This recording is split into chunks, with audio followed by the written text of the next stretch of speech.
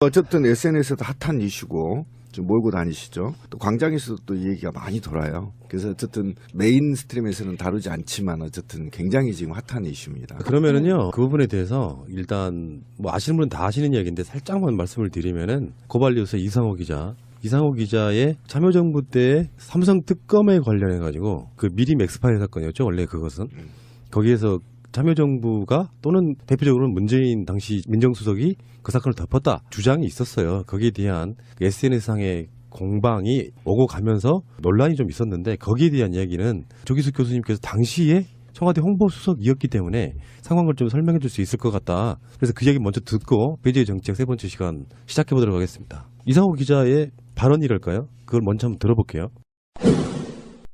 한 개인 기자가 그 당시에 MBC 소속 기자이긴 했습니다만 그건 법적인 것뿐이었고 사실 한 개인 기자가 세계적인 거대 재벌 그리고 사실 국가 권력도 있었습니다. 그 당시에는 다른 언론도 있었습니다. 검찰 권력도 있었습니다. 그 모든 권력과 맞서 싸운 아마 한 그 언론인이 할 수 있는 역사상 거의 최대값을 하지 않았을까 저는 그렇게 생각합니다. 사실은 그런 말씀을 하시면 제가 아니 가령 이제 제가 너무 감사하고 일단 저 말씀을 좀 끊겠습니다. 네네. 여러분들 뭐 욕하실 것 같아서 네. 일단 사실 제가 제일 힘들었던 것은 그 회사 내부와 뭐 청와대 사실 뭐 저도 참여정부를 최초에 지지해서 노무현이라고 하는 인물을 알리고 노무현 정권 마지막까지 이른바 기자실 폐쇄하자고 할 때 모든 기자가 반대할 때 저 유일하게 국정 TV인가 나가서 지지했던 사람이에요. 국정홍보 TV요. 국정홍보 KTV가 나가가지고 뭐 기자실 없애는 문제에 대해서도 제가 인터뷰를 하고 그랬어요. 동의하는 차원에서. 네네. 그런데 유일하게 제가 고통받았던 문제, 참여정부에서 삼성 엑스파일 보도를 막았던 문제, 그리고 당시 한나라당과 민주당이 특검을 요구했단 말이에요. 네. 특검을 요구했는데 당시에 민정수석께서 막으셨어요. 특검. 당시에 막았던 특검. 특별 검찰이라는 뜻이 요새 여러분이 많이 듣고 계시는. 그렇죠. 네. 검찰만의 공신력을 믿을 수 없을지도 모르니 새롭게 정치적으로 완전한 중립 상태, 형식적으로는 적어도 중립적 상태에 있는 국가 권력을 대신하는 검찰을 통해서 수사하도록 만들어내는 것이 특검이라는 거죠. 근데 사실 저로서는 이 얘기를 하기가 대단히 고통스러운데 그때 저는 특검을 간절히 바랬습니다. 저는 목숨을 걸고 보도를 했고 삼성 엑스파일 보도까지만 제 인생의 플랜이 있었어요. 그 이후는 삶을 어떻게 살아갈 것인가에 대한 살 것인가 말 것인가에 대한 플랜조차 없었어요. 근데 바로 그 며칠 뒤에 노무현 대통령께서 이거는 뇌물보다는 도청이 더 중요한 문제라고 생각한다고 말씀하시면서 수사 기류가 좀 바뀌었고 이걸 받아가지고 황교안 당시 서울지검 2차장이 도청 쪽으로 몰아갔고 결국은 수사를 하지 않았죠. 그래서 한나라당과 민주당 쪽에서 오히려 특검을 요구했을 때 아직 시기상조다라며 검찰 수사를 지켜보자고 하신 분이 당시 문재인 문정수석이셨어요. 저는 문재인 수석님 지금도 인격적으로 너무 좋아하고 여러분들과 함께 팬입니다. 그런데 팩트는 분명히 우리가 알고 있어야 향후 대선 과정에서 다가올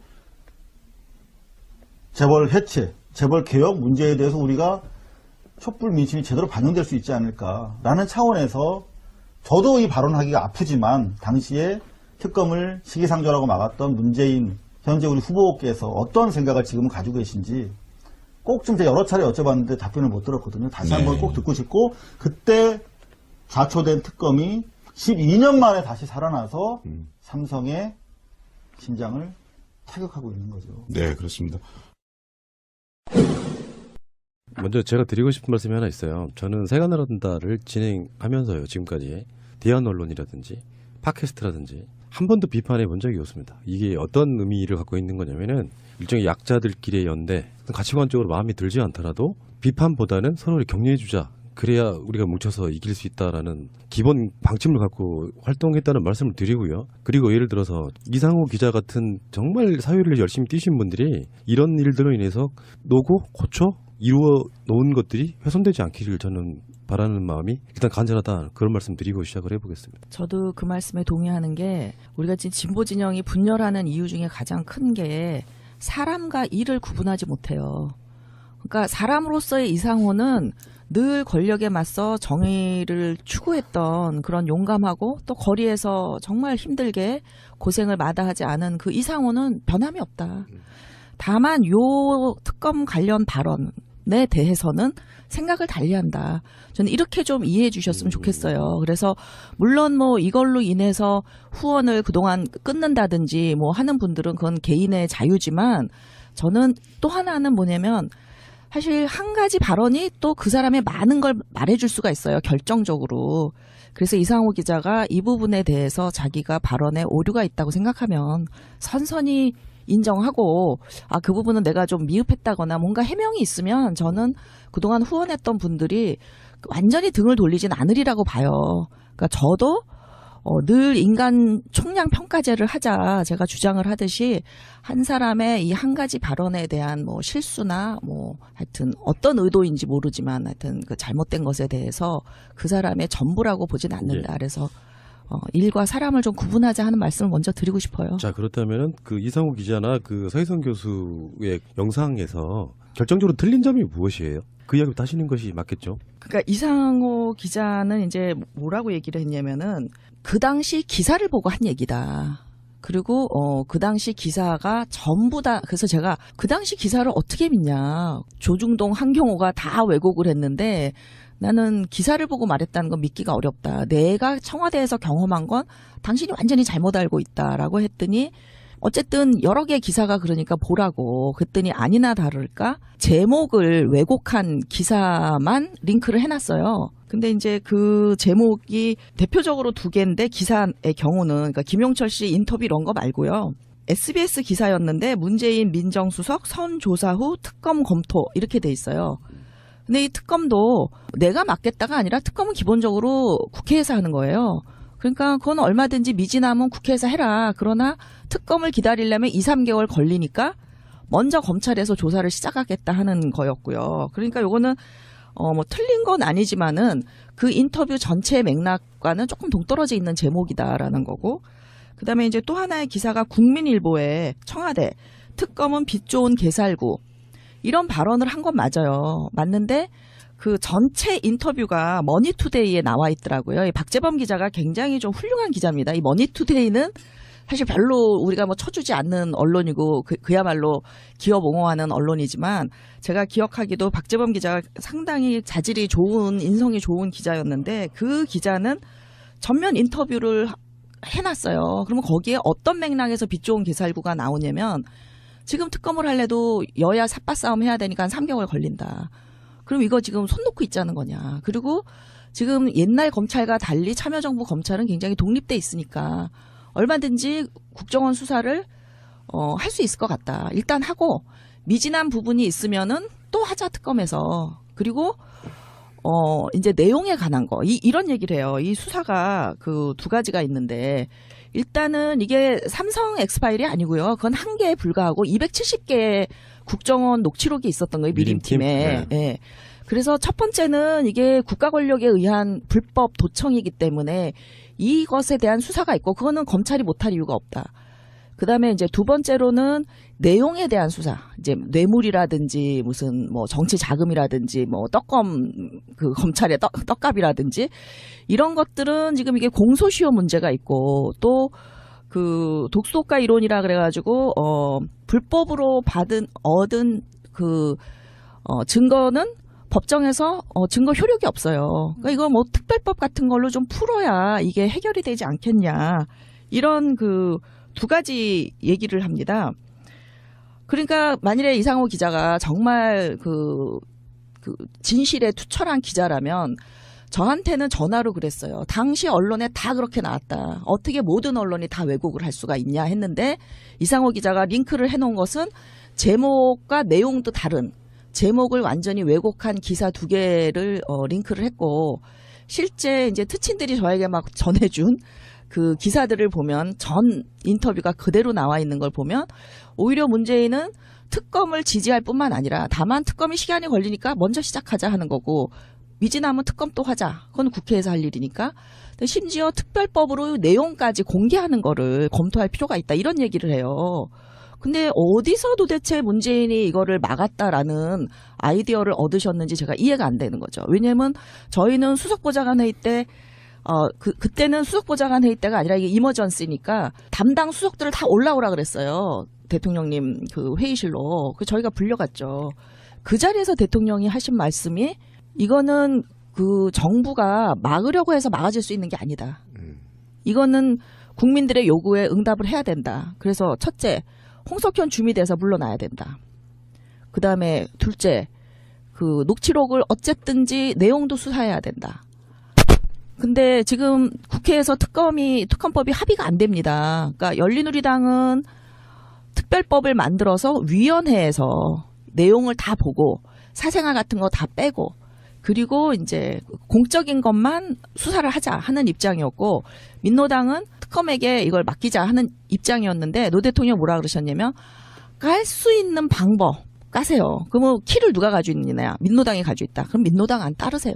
이렇게 말씀을 하셨어요. 매트리스를 잘 만드는 전문기업 쇼인 침대가 만드는 내 신발성 매트리스. 필바운드 깔창. 고급 실리콘 소재라서 많이 걸어도 발이 아프지 않아요.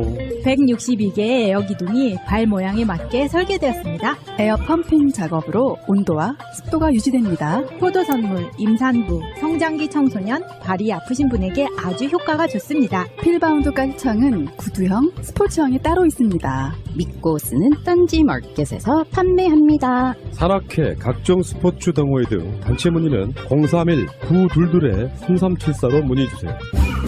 검색창에 필바운드 또는 필바운드 깔창을 검색하세요. 와, 이거 누가 만들었냐? 쇼인 침대가 만드는 내 신발성 매트리스. 힐링 베개가 뭔 줄 알아? 꿈나라 베개.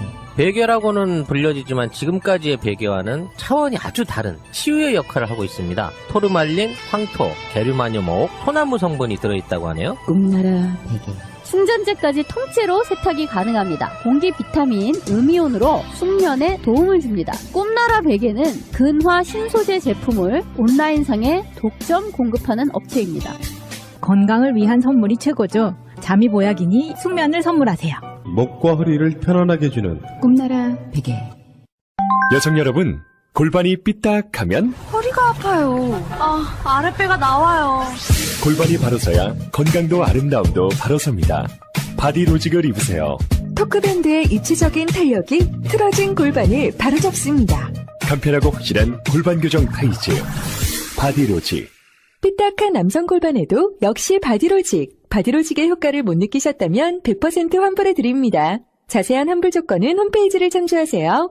모두가 건강하고 행복한 세상을 위한 나눔의 가치. 의료비 걱정 없는 건강하고 아름다운 사회를 위해 바디로직은 아름다운 재단과 함께합니다. 제가 알고 있는 사실과 너무 다른 얘기라서 그 이상호 기자에게 우리 모르는 사이 아니고 또 내가 이상호 기자를 응원한다는 걸 이상호 기자도 알고 있어요. 그러니까 우리 만나서 한번 얘기해보자. 어디서 오해가 생겼는지. 저는 정말 이게 오해라고 생각했는데 막상 제가 토론을 신청했는데 전혀 답이 없더니 이제 전화로 와서 그때 당시 기사에 다 똑같이 나와 있으니까 어떻게 모든 기사가 왜곡일 수가 있느냐. 보고 얘기해라. 그래서 봤더니 이거는 완전히 그 이상호 기자가 준 기사에도 그런 내용이 없어요. 오해의 소지가 있지. 빛 좋은 개살구란 말을 했기 때문에. 근데 이제 이게 나온 배경을 제가 좀 이따가 설명을 드릴 텐데, 당시 한나라당이 걸핏하면 들고 나왔던 게 특검이에요. 그러니까 대통령 취임하자마자부터 대북송금 특검부터 그 대선 자금, 참모 비리, 행담도, 유전 모든 특검법을 들고 나와서 그때 사실 특검을 거의 해마다 몇 개씩 했을 거예요. 그 자료도 있어. 각 특검의 예산이 보통 50억씩, 작으면 35억, 50억 이렇게 쓰이거든요. 그런데 이 특검이 한계가 있는 거예요. 그러니까 인원도 굉장히 작고 검찰 조직에 비해서. 그 다음에 기한도 정해져 있어요. 그리고 의제도 정해져 있어요. 그거 아니면 딱 못하게 돼 있어요. 그러니까 이제 야당은 특검 만능이었고 청와대에 있는 사람들 입장으로선 그동안 특검이 밝혀낸 게 뭐 있냐. 오히려 독립적인 검찰이 훨씬 일하기 좋지. 이런 생각이 있었기 때문에 그런 용어를 빛 좋은 개살구란 용어를 썼지만 사실 인터뷰 내용을 전체적으로 보면은 특검 더 나아가서 특별법까지 하자는 주장을 하고 있기 때문에 이상호 기자가 어디서 그런 아이디어를 얻었는지 저는 이해하기가 어렵다. 그러면 저도 이제 이 인터뷰를 하기 전에 나름 고민을 해본 지점인데요. 일단 사회적 통념 이런 거 있잖아요. 네. 예를 들어서 그 참여정부 때 삼성과 유착 관계가 있었다더라. 그리고 이런 거 있잖아요. 그게 사실 국회에서 해야 될 일인지 검찰이 해야 될 일인지도 잘 서로 인지가 안 된 상태에서 미림 X파일이 덮였다라고 하면 그건 노무현 정부가 덮은 거야라고 하는 일상적인 어떤 통념들이 시간이 지나면서 고착화된 어떤 이미지가 된 거 아닙니까? 그런 건데요. 그게 저는 이제 제왕적 대통령 프레임이라고 생각하는데 최동욱 교수라는 분이 조중동과 이 한경의 제왕적 대통령 프레임을 어떻게 바라보는지 연구한 논문이 있어요. 거기에 보면 똑같다. 그러니까 이 노무현 때문이라는 이 친노 왕따 프레임이 저는 거기서 만들어졌다고 보는데 노무현 대통령은 사실 그 정부 운영을 거의 선진국 수준으로 했다. 매우 투명하게 했고 법과 절차에 따라서 그리고 이제 위원회를 통해서 민심과 시민단체 의견까지 다 수렴해가면서 아주 민주적으로 했는데 이제 기존의 언론이 굉장히 그 독재 국가의 불투명하고 권력을 오남용하던 대통령 개념을 가지고 심지어 사법부의 재판까지도 사실 이상호 기자가 뭐 목숨을 걸고 싸워가지고 뭐 이런 판결을 자기만 유죄받았다 이러는데 2013년에 그 형이 확정됩니다. 감옥 보낸 건 아니고요. 이제 6개월 징역에다가 그 1년 그 집행유예를 선고받는데 이상호 기자만 받는 게 아니라 이제 노회찬 의원하고 월간 조선에서 이제 그 편집장하고 이렇게 셋이 받습니다. 그래서 이게 그 첫 재판 결과가 나오는 것도 2009년이거든요. 1심 나오는 게. 그래서 어떻게 보면 참여정부 때 좀 눈치를 봐서 이렇게 재판을 끄는 게 아닌가 하는 느낌도 있고요. 그래서 사실 보이지 않는 영향력을 미칠지 몰라요. 왜냐하면 재판 결과도 이제 상당히 판사에 따라서도 다르지만 이제 어떤 정부냐에 따라서도 좀 달라지잖아요. 그러니까 그런 영향을 미칠 수 있을지 몰라도 지금 참여정부가 삼성의 그때 당시 그 엑스파일 관련해서 면죄부를 줬다, 수사를 제대로 못했다 하는 거는 정말 저는 망상에서 나왔다라고 생각하는데 뭐냐면 이 독재 제왕적 대통령 프레임 망상에서 나왔다고 봐요. 그러니까 노무현이 모든 걸 다 해야 된다 하는 거죠. 그러니까 그거는 뭐냐면 지금 박근혜가 왜 탄핵당했어요? 대법원 사찰하고 그렇죠? 검찰 장악하고 이래서 지금 탄핵당한 건데 노무현한테 너 왜 박근혜처럼 안 했니? 지금 이렇게 주장하는 거예요. 이게 말이 된다고 생각하세요? 상식적으로? 근데 일단은 지금 이거에서 쟁점이 두 가지는 좀 짚어야 될 것 같아요. 하나는 이상호 기자가 한 이야기가 빛 좋은 개살구 이런 식으로 이를테면 문재인 당시 민정수석이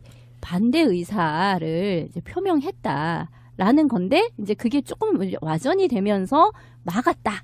그러니까 사실 막았다와 반대 의사를 표명했다라는 것은 어떤 의미상의 좀 차이가 있죠. 적극적으로 그것을 막았느냐, 그냥 단지 반대 의사를 표명했느냐. 이거는 이제 큰 갭이 있는 거니까 이제 그런 문제가 하나 있고 또 하나는 이제 계속 참여정부에서는 검찰은 독립되어 있었기 때문에 수사에 대해서는 검찰이 어떻게 수사를 했다. 이를테면 공소시효 때문에 과거 정부의 것은 뭐 다 공소시효 때문에 이제 아닌 걸로 뭐 무죄 이런 식으로 혐의 없음 이런 식으로 했던 그런 검찰의 수사는 다 검찰이 그냥 알아서 한 것이지 당시에 법무부 장관이었던 천정배라든가 민정수석이었던 문재인하고는 아무런 관련이 없이 그냥 독립된 검찰이 한 일인데 그것을 왜 전체적으로 당시에 참여정부가 뭘 어쨌다, 특별히 문재인이 뭘 어쨌다라고 이야기하는 것은 지금 안 맞다 이런 말씀이신 건가요? 그렇죠. 우선 반대 의사를 한 것도 아니고요. 빛 좋은 개살구입을 뿐이기 때문에 빨리 검찰 수사 먼저 하고 미진하면 또 특검하자. 그리고 이제 검찰이 관련된 검찰 떡값에 관련된 것은 검찰이 하는 게 부적절하니까 그거는 별도로 특검할 수 있겠다라고 했지 결코 반대한 게 아니에요. 그래서 반대도 아닌데 반대라고 왜곡된 기사 제목을 뽑았고 그 기사 내용에는 사실 반대란 말이 안 나옵니다. 그건 해석이에요. 해석. 반대라고 해석한 거예요. 빛 좋은 게살구를. 그 해석을 반대란 해석을 내용은 전혀 그런 게 안 나와요. 근데 막았다. 분명히 막았다라고 얘기했잖아요. 다 들으셨죠? 막았다라고 얘기한 거는 이거는 오보다 저는 그렇게 보고 그다음에 검찰 수사는요. 민정수석이 개입해서는 안 되는 거예요. 왜 청와대가 거기에 개입을 합니까? 그런데 법무장관은 지휘를 할 수 있어요. 왜? 검찰이 법무장관 산하 행정 조직이에요. 그래서 그때 당시 천정배 장관이 지휘를 했습니다. 개입을 했어요. 했는데 그 공소시효가 지난 떡값과 그다음에 그 도청, 불법 도청의 것이 증거 능력이 있느냐 하는 것은 이건 헌법위원회 문제예요. 김기춘 법무장관 부산에서 그 도청 사건이 있고 난 다음에 초원복집 사건 이후에 법을 만들었기 때문에 이게 불법 도청이 안 되는 거예요. 그러니까 천정배 법무장관도 그때 검찰 수사를 지휘하려고 했으나 검찰총장하고 굉장히 세게 맞부딪혔고 결국은 법의 한계를 벗어나지 못한 거예요. 그러니까 지난번에도 제가 이 20세기 좌파랑 21세기 진보의 차이를 얘기했는데 20세기 좌파는 기본적으로 엘리티즘이에요. 그러니까 뭐냐면 국가가 권력을 가지고 위에서부터 아래로 깔아뭉개면 할 수 있다. 또 하나의 독재예요. 그러니까 분배도 정부가 원하면 할 수 있고 검찰 수사도 청와대가 원하면 할 수 있고 딱 저는 박근혜 저 반대쪽 거울이다. 그러니까 이념적으로만 좌파일 뿐이지 문화적으로는 차이가 없다. 그래서 21세기에는 좌우가 다 보수가 되는 거예요. 엘리티즘. 보수가 되고 진보는 뭐냐면 문화적 진보. 일단 법을 존중하는 거예요. 그리고 법을 새로 만들어서 하든지 해야지 특별법을 만들어서 해야지 이거를 법적으로 안 되는 걸 위에서 깔아뭉개서 해서는 안 되는 거죠. 그러니까 지금 탄핵 나와 있으면서 이런 주장을 하는 거는 정말 저는 형용 모순이라고 생각을 하는 게 노무현도 똑같이 이렇게 해서 탄핵 당했어야 된다 그런 얘기입니까? 이제 대통령의 초법적인 권력 행사는 이상 더 없을 것입니다. 국가정보원, 검찰, 경찰, 국세청 이런 바 권력기관을 더 이상 정치 권력의 도구로 이용하지 않겠습니다. 이 사건 전체를 사실 삼성 엑스파일이 아니라 안기부 엑스파일 또는 뭐 국정원 엑스파일, 미림 엑스파일 이렇게 이제 봐야 되는 것이다. 그러니까 삼성 엑스파일은 지금 이상호 기자가 입수한 몇 개의 테이프에서 삼성과 관련된 이야기가 나오는 것인데 전체 이 사건을 놓고 보았을 때는 국가기관이 지속적으로 정적을 사찰한 이제 그것이 굉장히 큰 원래 큰 틀거리다. 그렇기 때문에 이 사건을 놓고서 이제 노무현 대통령이 그때 그랬던 거죠. 이거는 사실 삼성 떡값보다도 중요한 것이 이 도청 문제다. 이렇게 이제 얘기를 했단 말이죠. 그래서 그것이 전체적인 이 사건의 프레임 또는 가이드라인으로 작용을 했다라고 얘기를 할 때 이게 다른 사건들 뭐 초원복집 사건이라든지 뭐 이런 사건에서 그 도청의 내용보다도 도청을 했다는 사실로 프레임을 몰고 가는 것이 잘못인데 이것도 똑같이 그렇게 된 것이 아니냐 이렇게 얘기가 나올 적에 저는 이거는 조금 상황은 다르다고 생각을 해요. 왜냐하면 이건 국가기관에 의한 민간인 사찰이라는 것이 더 중요한 문제일 수 있을 거라고 생각해요. 대통령 입장이 아니라 이건 누가 봐도 300개의 국가의 권력을 이용한 범죄가 더 중요하지 거기 일부 내용에 나오는 그게 중요하지 않다는 게 아니라 일부 내용에 나오는 삼성 정치자금이 더 중요하다고 보긴 어렵죠. 그것도 중요하지만 본질은 핵심의 본질은 이거는 국가 공권력을 사용한 도청이라는 범죄죠. 이건 조직적 범죄인데 상식적으로 보면 그렇게 봐야 되는 거 아니에요? 국가의 불법 도청 행위에 대해서 삼성 특검은 이제 무산됐으니까 국정원 행위에 대한 노무현 정부 안에서의 일종의 처벌 내지는 개혁의 어떤 그 과정은 있었습니까 그 당시? 아니 그래가지고 신건 그 임동원 국정원장 구속돼가지고 또 얼마나 난리가 났어. 그것도 이제 또 하나의 참여정부가 호남 그 김대중 정부와 거리를 두기 위한 음모라고 그 난리를 쳤는데 그러니까 그것도 이제 일부 그러니까 말하자면 YS 정권 때에 이루어진 것은 이제 공소시효가 지나간 거가 돼버렸고 DJ 정부 때의 사람들만 결국은 다쳤다. 지금 이제 한쪽에서는 계속 그렇게 이야기를 하고 있는 거죠.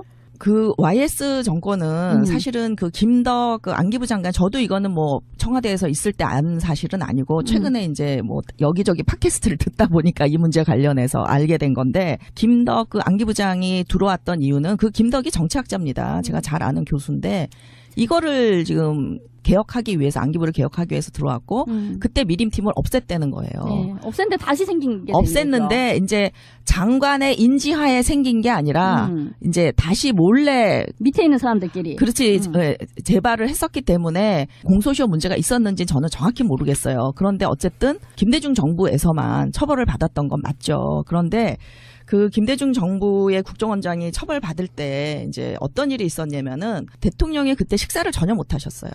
그러니까 민정수석이 보고를 했죠.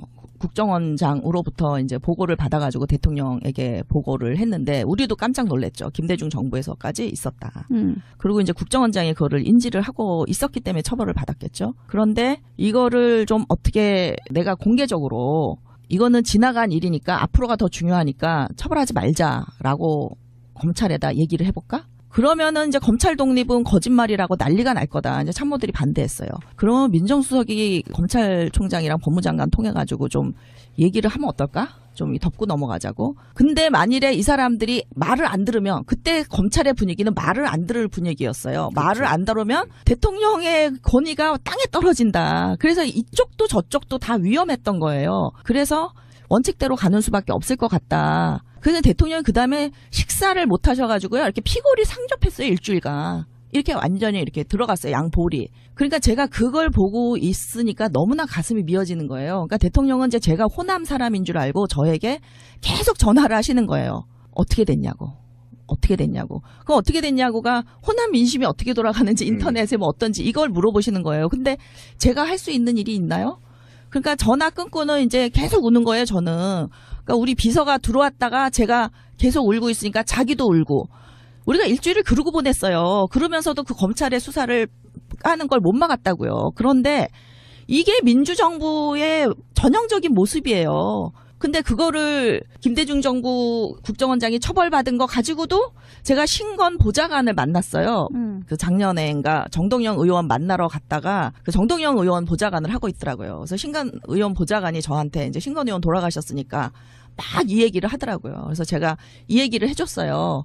그 당신들은 옛날 그 시각으로 이 참여정부를 보면 정말 이해를 못한다. 왜냐면 김대중 대통령 때만 해도 그래도 제왕적 대통령의 이 문화가 있었기 때문에 굉장히 검찰을 장악하려고 노력을 했죠. 측근들을 씹으면서.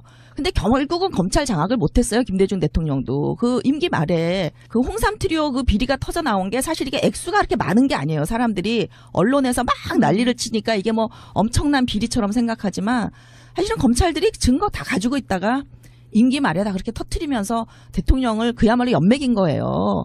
그러니까 노 대통령을 이걸 보면서 검찰은 절대로 우리가 장악을 못한다. 김영삼 대통령도 마찬가지예요. 김영삼, 김대중 다 검찰한테 당한 거예요. 그래서 우리 정부가 살 수 있는 길은 투명하게 얘네들에게 독립성을 주는 것밖에 없다. 우리도 검찰 개혁에 대해서 얼마나 많은 고민을 하고 의논을 했겠어요.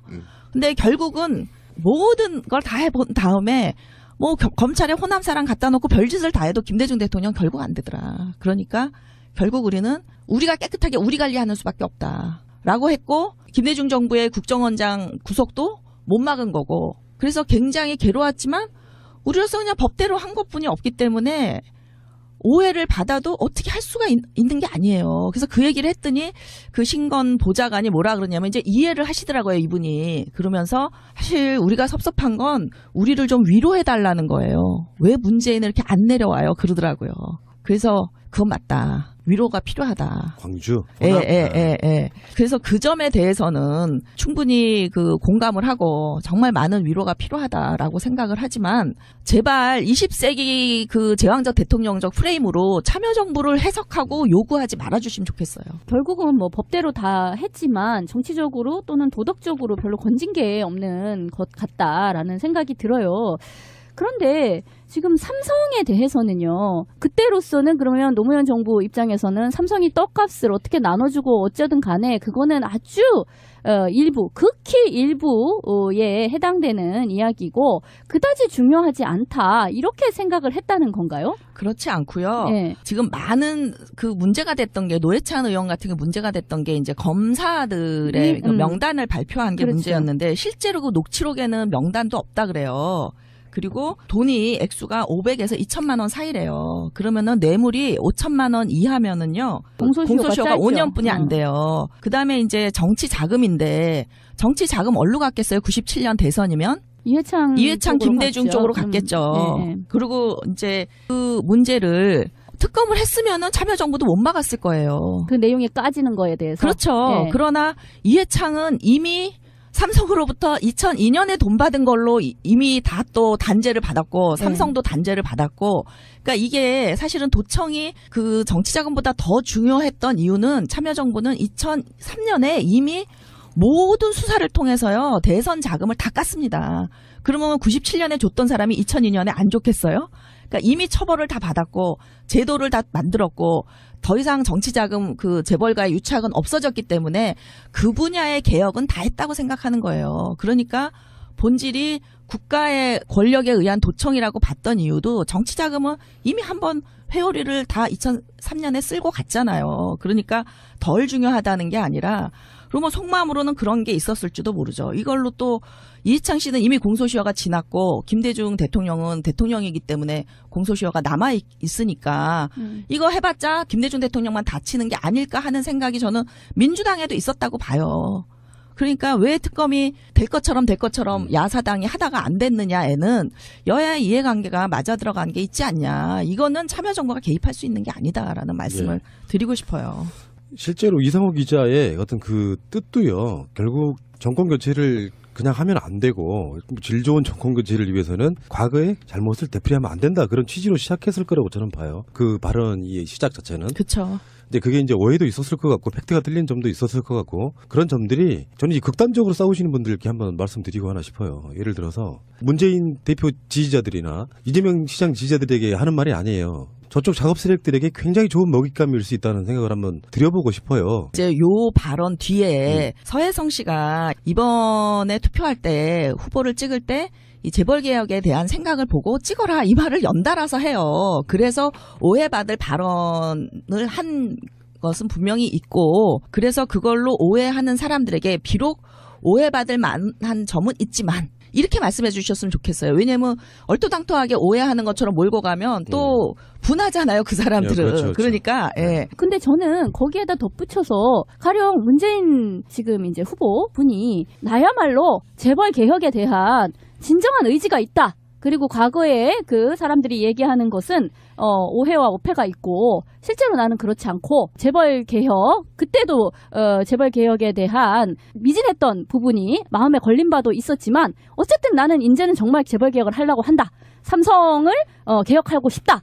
이 얘기를 하면 되는 거 아니에요? 그러면 그게 나를 찍어주세요가 되는 거 아니겠어요? 저는 그 점에 대해서 좀 생각이 달라요. 왜 다르냐면은 저는 지난 대선도 재벌 개혁이란 말을 하지 말라고 캠프에 계속 조언을 했습니다. 왜요? 공정한 시장 경제 하면 되고 법과 원칙에 따라 처리하면 되지 왜 재벌 개혁이란 말을 꼭 해야 돼요? 그러니까 참여정부 때 재벌 개혁 충분히 했어요. 충분히 했는데 참여정부 때 있었던 많은 규제안들이 물론 시대에 따라서 이게 갑자기 세계화 때문에 정부가 힘을 못 미치는 부분이 있어요. 세계 경제에는. 국경을 넘나들면서 정부의 힘이 못 미치는 부분이 있지만 국내에서 할 수 있는 재벌 개혁은 할 만한 건 다 했는데 재벌 개혁을 못했다 참여정부가 라는 사람들에게 저는 뭘 못했는지를 구체적으로 얘기를 했으면 좋겠어요. 마타도어 말고 구호 말고 뭐 참여정부 이름을 지어줬다 이런 말도 안 되는 소리 말고 좀 제대로 어떤 정책을 어떻게 했으면 좋았을 텐데 못했다. 그러면 저는 문재인이 그거 받아들일 수 있다고 봐요. 그런데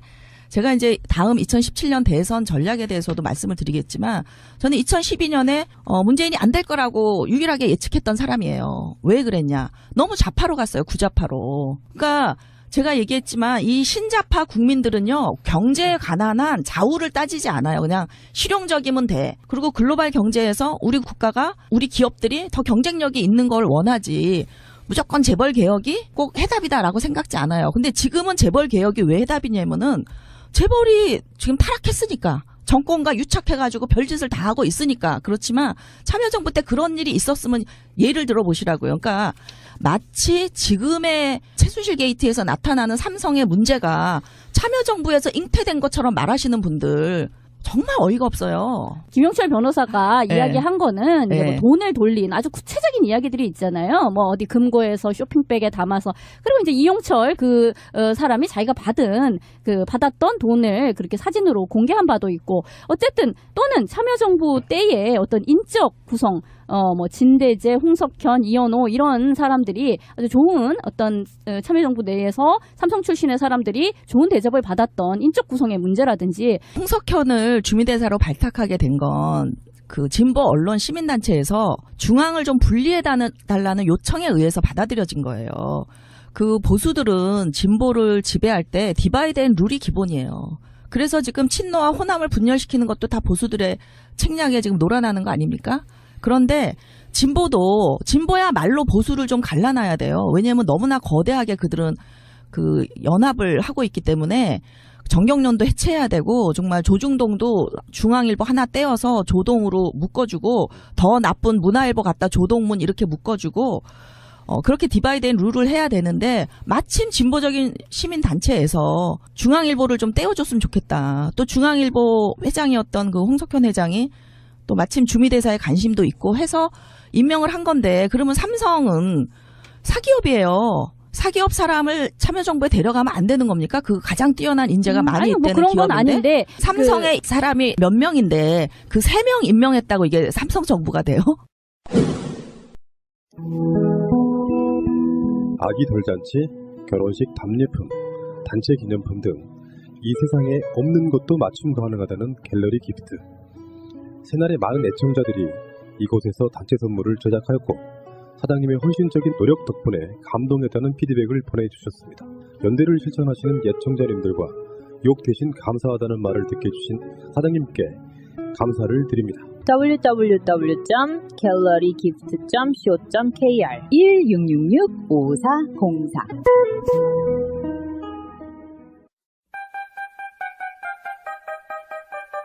직장에 다니다 회사가 망해서 급여를 못 받으신 분, 법적으로 구제받을 방법이 있습니다. 바로 최단금입니다. 노동법은 그리 허술하지 않습니다. 못 받는 것이 당연한 것이 아니라 받는 것이 당연한 것입니다. 가난한 노동자들을 위한 곽승훈 노무사 010-9922-7766 처음 뵙습니다. 예, 저도 처음 뵙습니다. 결혼 기념일이라고 남편이 꽃을 사왔더라고. 아, 행복하겠다 언니. 차라리 돈으로 주지. 먹을 수도 없고 나중에 버리기도 힘들고 말이야. 그러나 마음을 전할 때 꽃보다 좋은 것은 없습니다. 인생에 있어서 돈이 전부는 아닙니다. 꽃은 기쁨과 슬픔을 함께합니다. 새가 날아든다와 연대하는 전국 꽃배달 자미원 꽃집 010-3608-7576 여보 고마워. 저는 사회적 관계에서도 그런 게 있다고 생각하거든요. 진정성을 상대방 믿으면은 들려오는 소문만 갖고 듣지 않고요. 상대방한테 직접 물어보고 진짜 네가 그렇게 했냐고 물어보는 사람들이 있고요. 어떤 경우에는 소문만 듣고 공격하는 사람도 있다고 저는 생각해요. 바로 그게 언론 프레임에 대한 얘기잖아요. 정권 교체해서 새로 들어선 정부가 재벌 개혁이라든지 이런 것을 하는 데 있어가지고 밑거름이 되기를 바래요. 그렇지 않고 소모적인 논쟁으로 간다면 저는 의미가 별로 없다고 생각이 들고요. 그러니까 이제 우리나라에서 솔직히 그 민주당 지지의 핵심 계층이 어디냐 하면 화이트칼라예요. 화이트칼라인데 이제 노무현 대통령은 화이트칼라로부터 한 65%의 압도적인 지지를 받았는데 그럼 그때 뭐 참여정부엔 재벌 규제 정책이 없었냐? 출자 총액 제한부터 규제 정책, 뭐 순환 출자 제한 다 있었는데 2008년에 이명박 대통령이 다 없애버려요. 근데 그 참여정부에서 있었던 규제 정책이 2008년에 다 없어지는데 그 이명박 박근혜 때 문제가 노무현 때부터 시작된 거다라는 이 주장이 도대체 어떻게 그 논리성을 가질 수 있는지 저는 이해가 안 가고. 법인세 인하는 어떻게 생각하세요? 법인세 인하는요 참여정부가 한 게 아니에요. 한나라당이 다수당일 때 그리고 열린우리당이 45석이냐 54석이냐 미니 여당일 때 밀려서 한 거예요. 근데 노무현 대통령이 이거 굉장히 거부권 행사하고 싶어 하셨어요. 근데 못해서 여러 번 후회하셨어요. 그리고 몇 번 이 얘기를 하셨어요. 어떻게 구자파들은 보고 싶은 것만 보고 읽고 싶은 것만 읽냐고. 노 대통령이 이 발언을 법인세 인하가 과연 맞는 정책이었는지 회의스럽다라는 발언을 공식석상에도 여러 번 하셨어요. 근데 열린우리당이 어쨌든 이제 다수당이 되었잖아요. 그리고 나서는 어떤 정책의 변화가 그러면 있었을 수도 있는데 그렇지 못한 것은 그럼 노무현 대통령과 열린우리당은 아무런 또 영향력을 미칠 수 없는 관계이기 때문에 그랬다는 건가요, 그럼?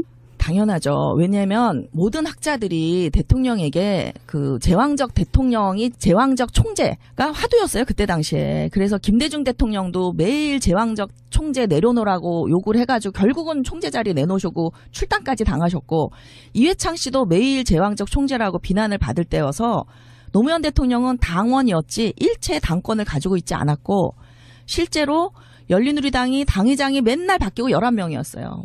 몇 개월에 한 번씩 바뀌고 이럴 때에도 노 대통령이 좀 누구누구로 추대해서 이렇게 가면 어떻겠냐라고 제안을 해본 적이 있는데 안 들어요. 그리고 더 대표적인 건 뭐냐면은 그때 당시 이제 그 종부세를 왜 종부세를 들고 나왔냐면 사실 그 노무현 정부에서 부동산 값이 제일 많이 올랐다고 난리를 치지만 사실은 노무현 정부는 김대중 정부 때 부동산 정책을 물려받은 거예요. 그러니까 IMF 때 너무나 부동산이 죽어 있으니까 김대중 대통령이 부동산을 활성화시키기 위해서 임대 사업자에 대한 특혜를 이렇게 세제 혜택을 주는 5채까지 임대 사업을 할 수 있는 그런 법을 통과시켜 놨기 때문에 사실은 부동산이 침체돼 있다가 이제 경기가 세계 경기가 살아나고 이제 참여정부에서 또 경기가 하여튼 그 재벌 개혁을 어쨌든 했고 부정 돈을 막았으니까 경기가 살아나면서 이게 부동산 값이 치솟게 되니까 이제 종부세를 통과시키는데 열린우리당 다수당인 국회에 가서 폐기됩니다. 통과를 못 시켜요. 그래서 대통령이 너무나 분해하면서 다시 법안을 만들어서 그 다음 회기에 또 보내요. 또 폐기됩니다. 2번 폐기되고 어떻게 했냐. 우리가 종부세에 올인했어요. 올인해가지고 국정홍보처에서 100명 공론조사를 했어요. 이제 100명을 모아서 이 종부세에 대한 설명을 하고 왜냐면 그때 보수 언론에서 세금 폭탄이니 막 이러니까요. 우리 집에 그때 일 도와주러 오시던 도우미 아주머니 집 없어요. 근데 자기는 박근혜 찍고 싶대요. 왜 그러냐니까 세금을 없애줄 것 같아서. 그래서 아주머니 소득세 내세요? 아니요. 재산 있으세요? 집 있으세요? 아니요. 근데 세금이 싫다는 거예요. 이게 우리나라 현실이에요. 그런데 어쨌든 공론조사를 통해서 이 종부세가 얼마나 1%에 해당하는 세금이고 대다수의 국민이 이걸로 어떤 혜택을 볼 것인지 종부세는 또 다 지방 교부금으로 쓰게 해놨거든요. 그래서 그렇게 공론조사를 통해서 겨우 종부세가 만들어지면서 국회에 가서 통과돼요. 그동안 얼마나 국회 로비를 했는지 몰라요. 이게 민주주의예요. 20세기 그 김대중 대통령 때까지의 제왕적 대통령 모델로 정치를 노무현 정부의 정치를 얘기하지 말라니까요. 선진국 시각으로 하세요, 제발. 네. 근데 저도 어쨌든 당시 현장에서 지금처럼 촛불 켜고 싸웠던 사람이 한 사람입니다. 엑스파일 진실 밝혀라.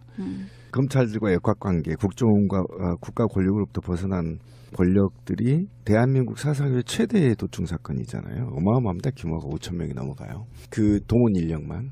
그때 당시 정말 치열하게 전 싸웠어요. 현장에서. 정말 쇠파이프도 들었었거든요. 당시 마지막 쇠파이프였는데 이 사건으로. 그런 사람의 한 사람으로서 지금 격세지감을 느끼는데 사실은 그때 당시 왜 조 교수님이 울었어야 됐는지가 이제 좀 이해가 가요. 그때 검찰하고 평검사들하고도 마음대로 못했던 노무현 대통령이 있었고 끊임없이 견제를 했던 거 있었고 그다음 호남 홀대론도 여기 이제 적용이 됐던 거고 이런 전반적인 측면에 봤을 때 아무것도 움직일 수 없었던 청와대에서 그다음에 이게 블루오션이었거든요. 참여정부에서는 이거 건드리면 과거 정부 다 죽일 수 있었던 건데 그러지 못했다는 아픔이 있네요. 그때 당시 주진우 기자가 노건평 씨 기사를 처음 내보내요. 임기 초에 그것도. 그랬을 때 문재인 수석한테 전화했더니 너무 고맙다 이랬다는 거예요. 그게 우병우와 그 문재인의 차이예요. 민정이 그렇게 검찰을 장악하고 비리를 덮고 이런 일을 하는 게 아니에요. 민정수석이. 노무현 정부가 한 엄청난 일들이 제 페이스북에 있으니까 가서 좀 보시고요. 그렇게 그 불법적으로 법을 어기고 헌법을 어겨가면서 할 수 있는 일만 있는 게 아니라 민주주의라는 게요. 결과의 합리성을 보장하진 않아요.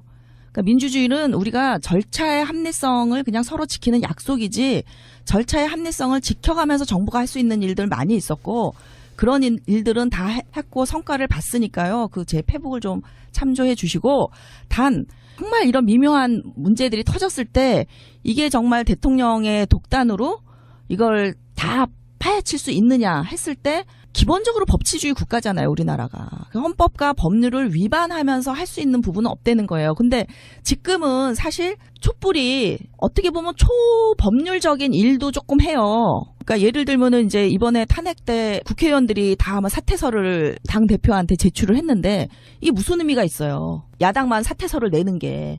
근데 우리가 노리는 거는 정치적인 의미죠. 사퇴를 다 해버리면 여당이 소수당인데 어차피 의사 진행도 안 되잖아요. 그러면은 이러면 총선 다시 하는 거 아니야? 이런 정치적 압박을 주기 위해서 그런 정치적 제스처를 하는 거거든요. 그러니까 법과 헌법을 뛰어넘어서 할 수 있는 것들이 있어요. 예를 들면 이번 촛불 민심 같은 게 사실은 탄핵 재판 또는 여당 의원도 움직여서 이렇게 됐는데 이제 그때 당시도 예를 들면 국회를 압박해가지고 정말 이런 거대한 여론이 있었다면 저는 국회에서도 새누리당이 아무리 반대해도 다른 당들이 합하면 과반이 넘으니까 저는 특별법이나 특검 통과시킬 수 있었다고 봐요. 그런데 일단 시민들이 별로 관심이 없었고, 그러니까 시민사회가 성숙해야지. 선진국은요, 법치는 우리랑 선진국이랑 똑같아요. 근데 왜 선진국은 지키고 우리는 안 지키냐? 선진국은 시민사회가 성숙해 있기 때문에 대통령 하나로 되는 게 아니라 시민사회가 지금처럼 이 정도만 성숙해 있으면은 되는 거예요. 그런데 시민사회가 이렇게 성숙해지기까지 누가 기여를 했냐? 저는 단연코 노무현이라고 봐요. 노무현 5년의 그 민주적인 전국 국정 운영의 경험. 그래서 박근혜가 나쁘다는 걸 알게 한 그런 어떤 그 투명하고 정말 선진국다운 국정 운영.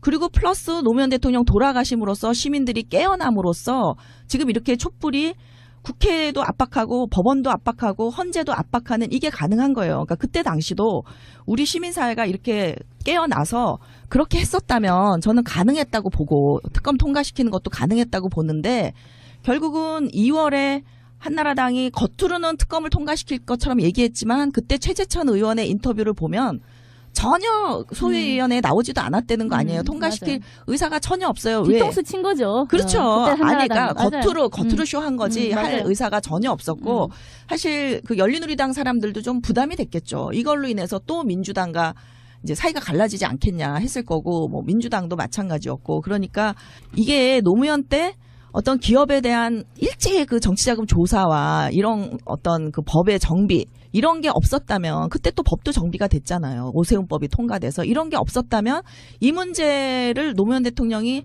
정말 억지로라도 시민사회 교육을 시켜서라도 몰아붙였을지 모르지만 이미 다 지나간 문제라고 보는 거예요. 이거는 어느 정도 됐고 정말 그 과거를 파헤치는 건데 우리가 얻을 수 있다면은 정말 검찰을 치는 건데 그러기에는 액수가 너무 작았다는 거죠. 그럼 막판에 공수처를 던진 거는 어떻게 생각을 하세요? 특검 무용론이 있었어요. 청와대에서는. 이거 특검 맨날 해봤자 정말 그 무슨 비리가 청와대 비리가 있는 것처럼 야당의 공격 빌미만 주지 실질적으로 우리가 이제 국정원도 활용하지 않고 전혀 이 고위공직자 비리를 청와대만 감시하지 다른 이제 의원들이나 뭐 언론이나 이런 비리를 전혀 할 수가 없으니까 공수처가 있어야 되겠다 하니까 그 공수처 얘기를 여론화시키고 싶었던 거죠. 대통령은. 특검보다는 사실 이게 훨씬 더 좋은 거다라는 걸 여론화시키고 싶었던 건데 사실은 그것 때문에 특검이 사실 유야무야 된 거에도 하나의 원인이 됐잖아요. 그 원인이 됐다고 볼 수 없어요. 왜냐하면 국회가 대통령의 말을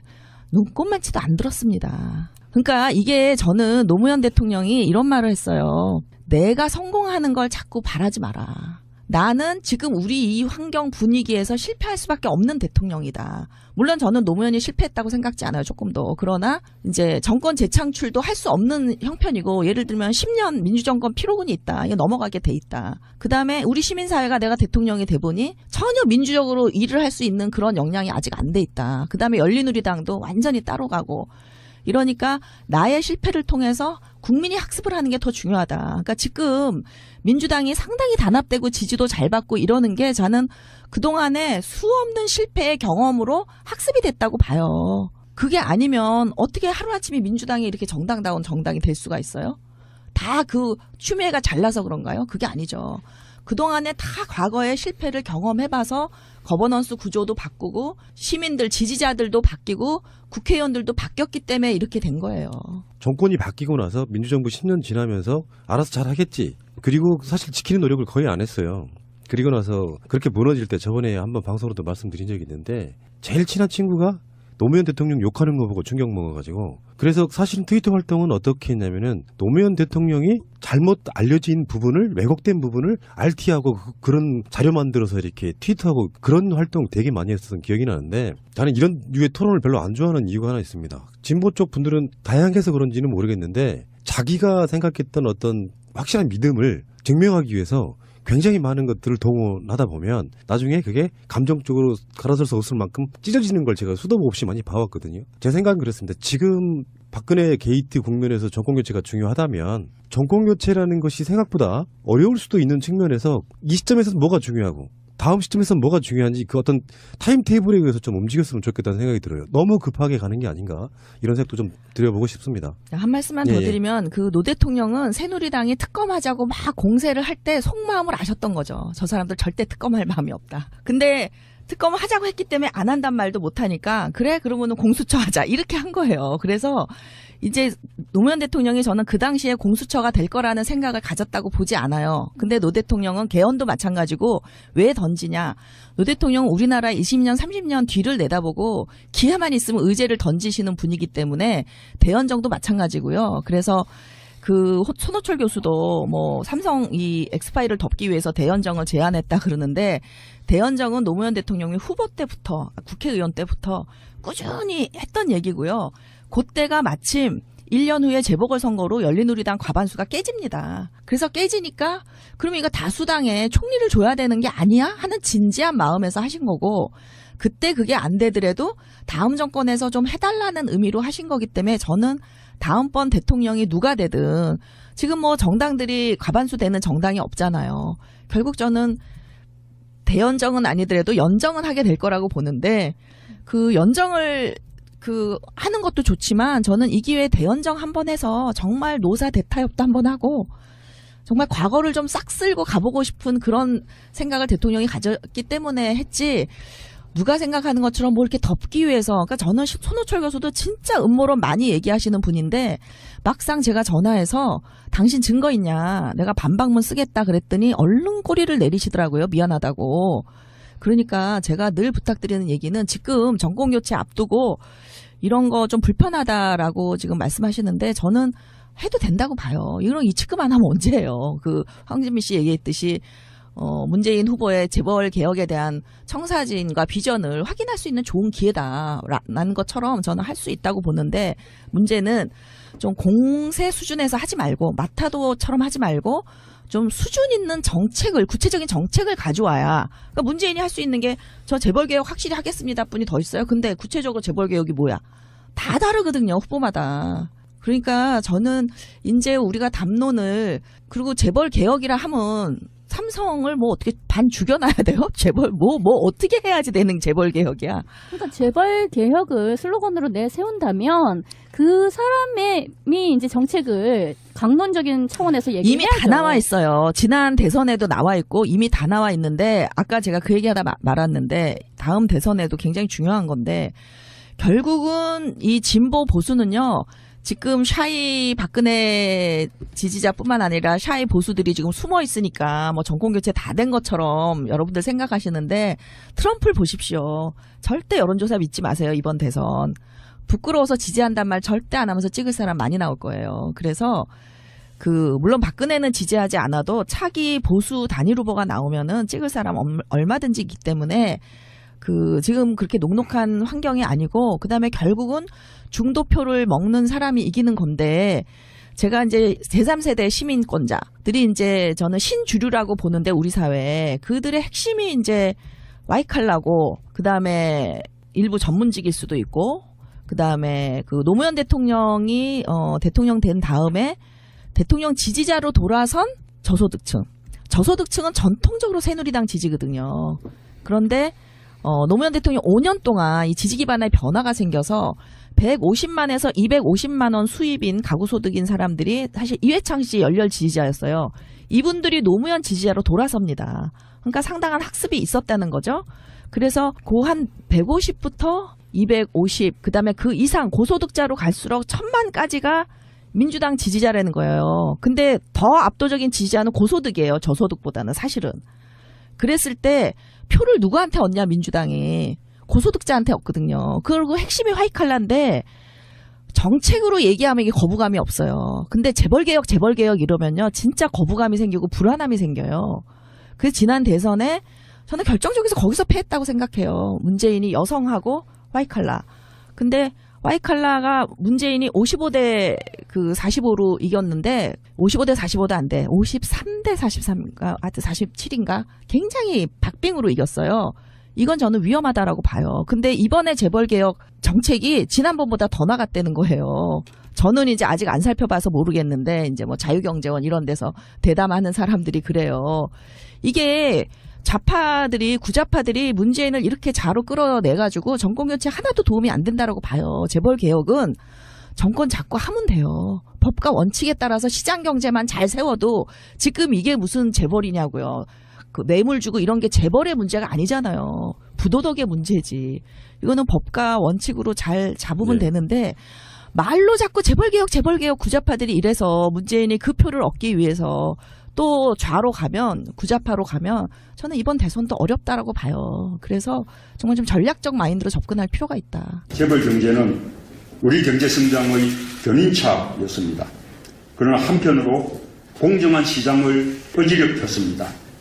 반칙과 특권, 부정부패로 서민 경제를 무너뜨렸습니다.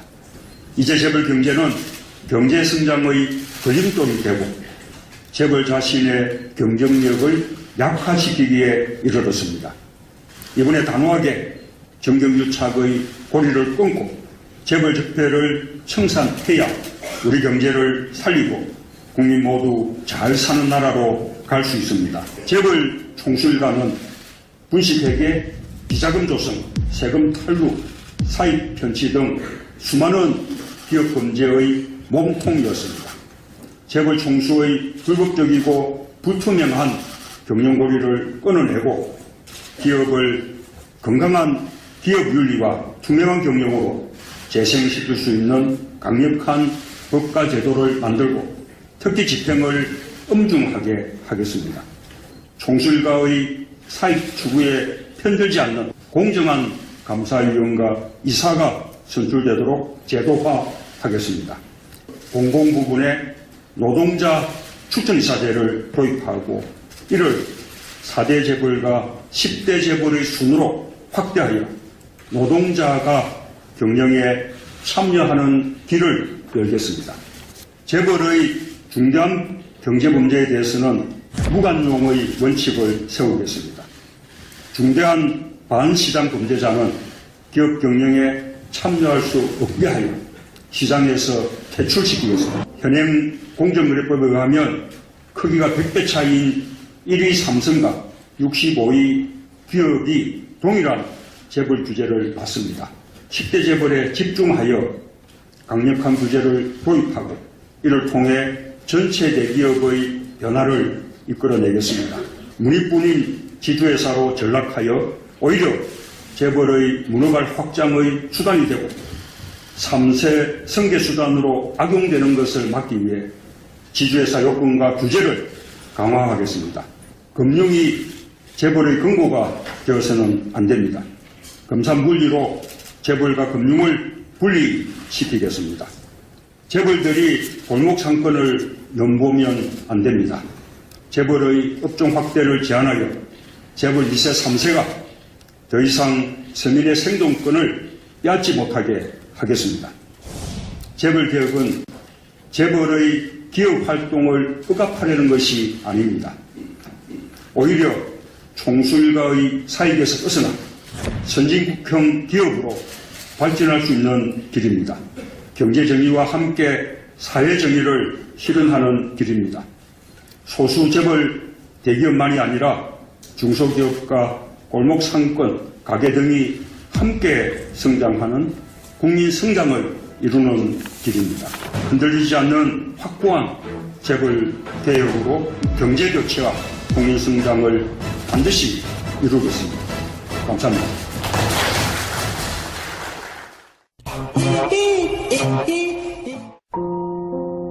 새가 날아든다의 홈페이지는 www.birdfly.co.kr birdfly.co.kr 많은 분들의 가입과 참여를 바랍니다. 제목과 내용도 다른 제목을 완전히 왜곡한 기사 2개를 링크를 했고 실제 이제 특친들이 저에게 막 전해준 그 기사들을 보면 전 인터뷰가 그대로 나와 있는 걸 보면 오히려 문재인은 특검을 지지할 뿐만 아니라 다만 특검이 시간이 걸리니까 먼저 시작하자 하는 거고 미진하면 특검 또 하자. 그건 국회에서 할 일이니까.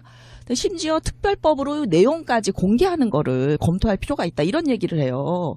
근데 어디서 도대체 문재인이 이거를 막았다라는 아이디어를 얻으셨는지 제가 이해가 안 되는 거죠. 왜냐하면 저희는 수석보좌관 회의 때 그때는 수석보좌관 회의 때가 아니라 이게 이머전시니까 담당 수석들을 다 올라오라 그랬어요. 대통령님 그 회의실로. 저희가 불려갔죠. 그 자리에서 대통령이 하신 말씀이 이거는 그 정부가 막으려고 해서 막아질 수 있는 게 아니다. 이거는 국민들의 요구에 응답을 해야 된다. 그래서 첫째, 홍석현 주미대사 물러나야 된다. 그 다음에 둘째, 그 녹취록을 어쨌든지 내용도 수사해야 된다.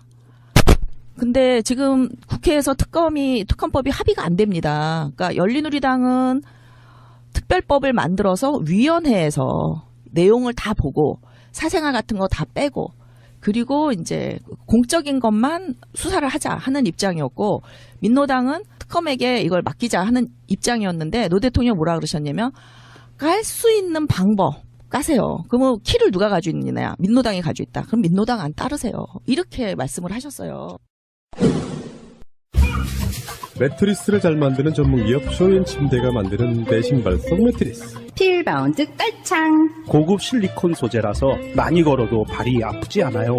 162개의 에어 기둥이 발 모양에 맞게 설계되었습니다. 에어 펌핑 작업으로 온도와 습도가 유지됩니다. 포도 선물, 임산부, 성장기 청소년, 발이 아프신 분에게 아주 효과가 좋습니다. 필바운드 깔창은 구두형, 스포츠형이 따로 있습니다. 믿고 쓰는 딴지 마켓에서 판매합니다. 산악회, 각종 스포츠 동호회 등 단체 문의는 031-922-3374로 문의주세요. 검색창에 필바운드 또는 필바운드 깔창을 검색하세요. 와, 이거 누가 만들었냐? 쇼인 침대가 만드는 내신발성 매트리스. 힐링 베개가 뭔 줄 알아? 꿈나라 베개. 베개라고는 불려지지만 지금까지의 베개와는 차원이 아주 다른 치유의 역할을 하고 있습니다. 토르말린, 황토, 게르마늄5옥, 소나무 성분이 들어있다고 하네요. 꿈나라 베개. 충전재까지 통째로 세탁이 가능합니다. 공기 비타민, 음이온으로 숙면에 도움을 줍니다. 꿈나라 베개는 근화 신소재 제품을 온라인상에 독점 공급하는 업체입니다. 건강을 위한 선물이 최고죠. 잠이 보약이니 숙면을 선물하세요. 목과 허리를 편안하게 해주는 꿈나라 베개.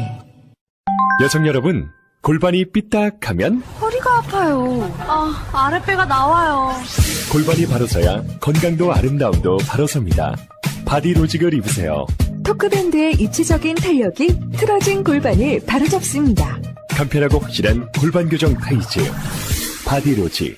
삐딱한 남성 골반에도 역시 바디로직. 바디로직의 효과를 못 느끼셨다면 100% 환불해 드립니다.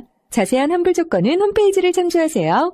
모두가 건강하고 행복한 세상을 위한 나눔의 가치.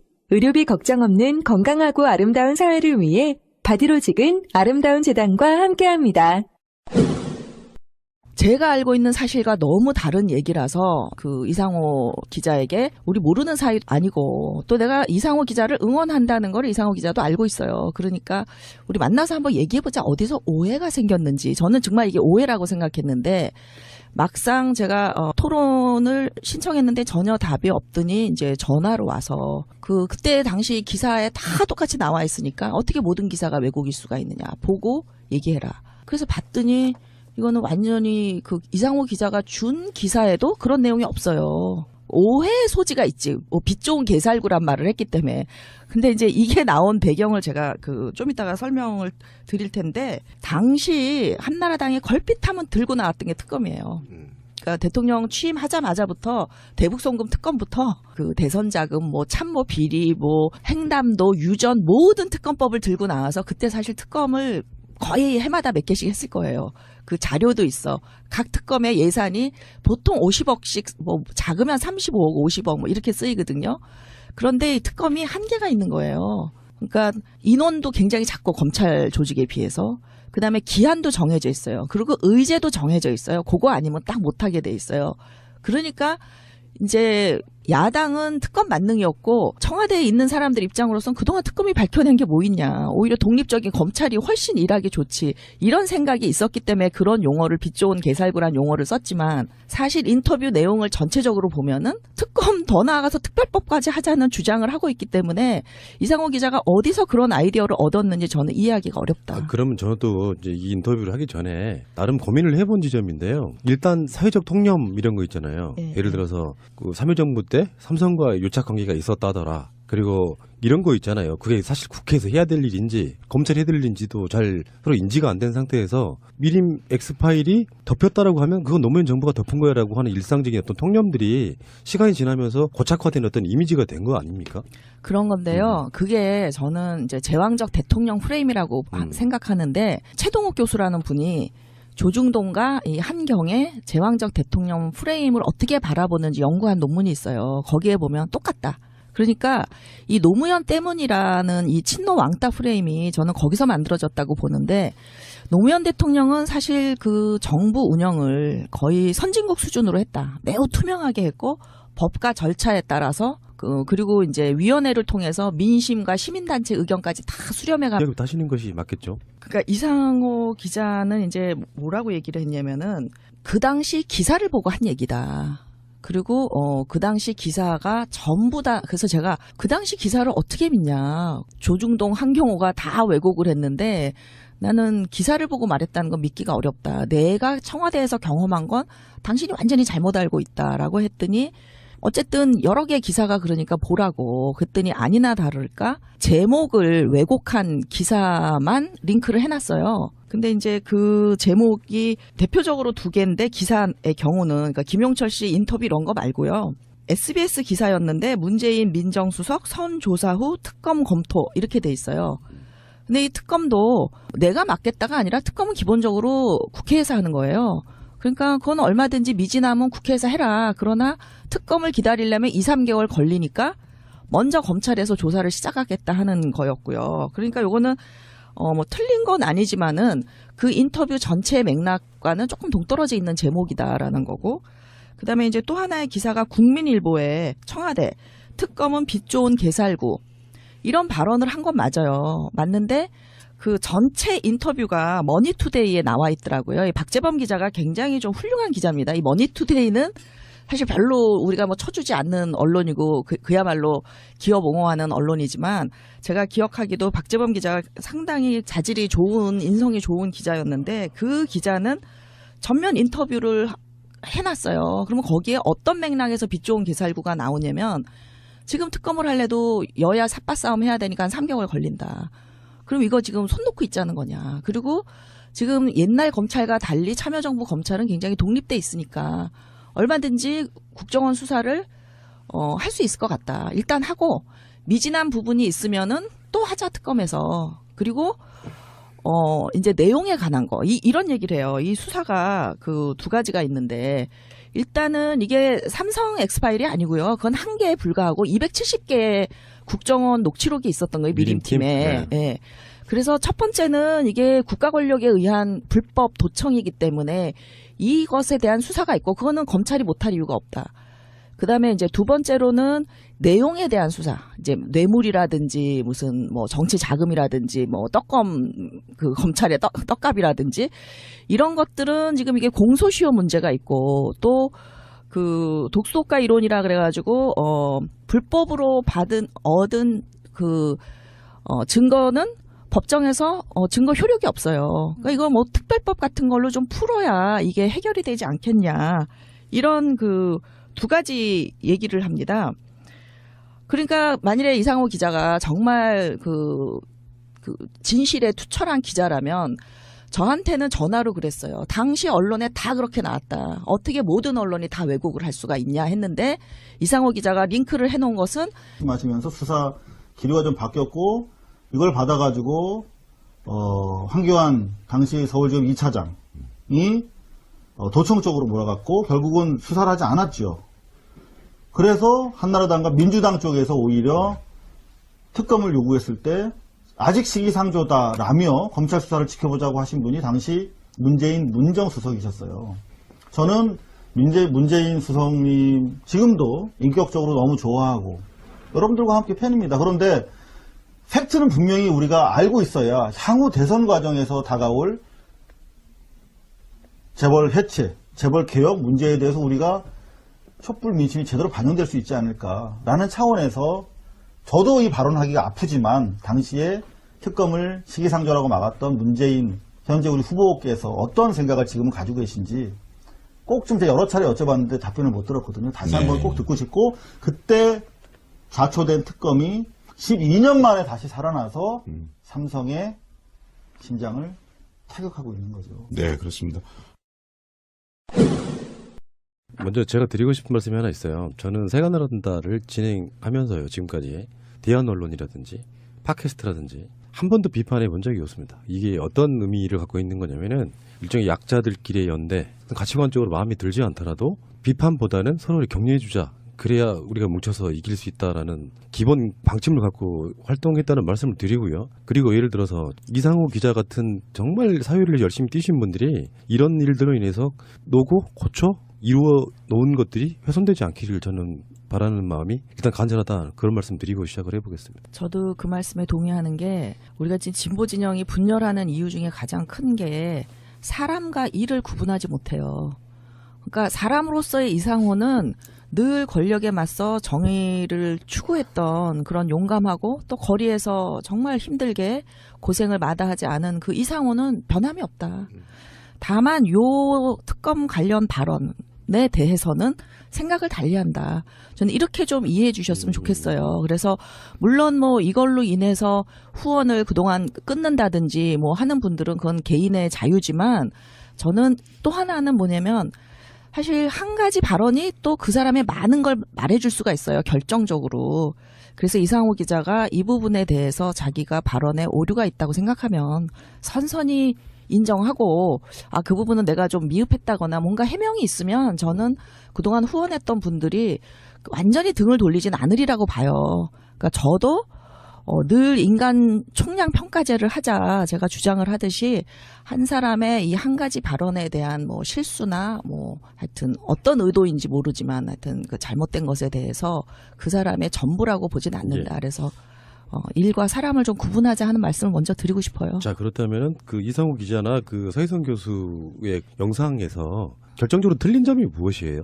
어쨌든 SNS에도 핫한 이슈고 좀 몰고 다니시죠. 또 광장에서도 또 이 얘기가 많이 돌아요. 그래서 어쨌든 메인 스트림에서는 다루지 않지만 어쨌든 굉장히 지금 핫한 이슈입니다. 그러면은요, 그 부분에 대해서 일단 뭐 아시는 분은 다 아시는 이야기인데 살짝만 말씀을 드리면은 고발뉴스 이상호 기자의 참여정부 때 삼성 특검에 관련해 가지고 그 미림 엑스파일 사건이었죠. 원래 그것은 거기에서 참여정부가 또는 대표적으로는 문재인 당시 민정수석이 그 사건을 덮었다 주장이 있었어요. 거기에 대한 SNS상의 공방이 오고 가면서 논란이 좀 있었는데 거기에 대한 이야기는 조기숙 교수님께서 당시에 청와대 홍보수석이었기 때문에 상황을 좀 설명해 줄 수 있을 것 같다. 그래서 그 이야기 먼저 듣고 배제의 정책 세 번째 시간 시작해 보도록 하겠습니다. 이상호 기자의 발언이랄까요? 그걸 먼저 한번 들어볼게요. 한 개인 기자가 그 당시에 MBC 소속 기자이긴 했습니다만 그건 법적인 것뿐이었고 사실 한 개인 기자가 세계적인 거대 재벌 그리고 사실 국가 권력도 있었습니다. 그 당시에는 다른 언론도 있었습니다. 검찰 권력도 있었습니다. 그 모든 권력과 맞서 싸운 아마 한 그 언론인이 할 수 있는 역사상 거의 최대값을 하지 않았을까 저는 그렇게 생각합니다. 사실은 그런 말씀을 하시면 제가 아니 가령 이제 제가 너무 감사하고 저기 일단 저 말씀을 좀 끊겠습니다. 여러분들 뭐 욕하실 것 같아서 일단 사실 제가 제일 힘들었던 것은 그 회사 내부와 뭐 청와대 사실 뭐 저도 참여정부를 최초에 지지해서 노무현이라고 하는 인물을 알리고 노무현 정권 마지막까지 이른바 기자실 폐쇄하자고 할 때 모든 기자가 반대할 때 저 유일하게 국정 TV인가 나가서 지지했던 사람이에요. 국정홍보TV요. 국정홍보 KTV가 나가가지고 뭐 기자실 없애는 문제에 대해서도 제가 인터뷰를 하고 그랬어요. 동의하는 차원에서. 네네. 그런데 유일하게 제가 고통받았던 문제, 참여정부에서 삼성 엑스파일 보도를 막았던 문제, 그리고 당시 한나라당과 민주당이 특검을 요구했단 말이에요. 네. 특검을 요구했는데 당시에 민정수석께서 막으셨어요. 특검. 당시에 막았던 특검. 특별검찰이라는 뜻이 요새 여러분이 많이 듣고 계시는. 그렇죠. 네. 검찰만의 공신력을 믿을 수 없을지도 모르니 새롭게 정치적으로 완전한 중립 상태, 형식적으로는 적어도 중립적 상태에 있는 국가 권력을 대신하는 검찰을 통해서 수사하도록 만들어내는 것이 특검이라는 거죠. 근데 사실 저로서는 이 얘기를 하기가 대단히 고통스러운데 그때 저는 특검을 간절히 바랬습니다. 저는 목숨을 걸고 보도를 했고 삼성 엑스파일 보도까지만 제 인생의 플랜이 있었어요. 그 이후는 삶을 어떻게 살아갈 것인가에 대한 살 것인가 말 것인가에 대한 플랜조차 없었어요. 근데 바로 그 며칠 뒤에 노무현 대통령께서 이거는 뇌물보다는 도청이 더 중요한 문제라고 생각한다고